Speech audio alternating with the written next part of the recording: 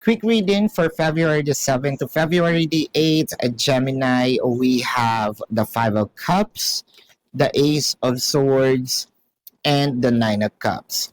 Nakikita natin dito kasi na sabihin natin nagkaroon kayo ng diskusyon, no? Itong diskusyon na to, pwede mong sabihin ayoko ring mangyari, no?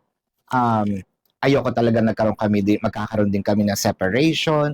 Ayoko rin magkakaroon kami ng hindi magandang pag-uusap.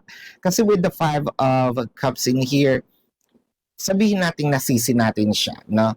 Pero at least nandoon yung mga bagay na magkakaroon siya ng realization na oo nga, ako nga pala ang may mali.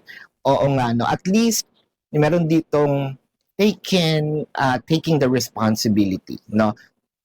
Kaya meron din ako nakikita ditong pag-aayos, no, dahil may pag-amin nga, sige ako talaga, no, wala dapat ibang sisihin, ako talaga ang may sala. So, mapapansin din natin dito na mapapasunod natin siya in a way dahil sabihin nating umaalma pa siya, no, pumapalag-palag pa. Ngayon, parang, oo nga, no, kailangan susundin na kita. Kailangan makikinig na ako sa'yo.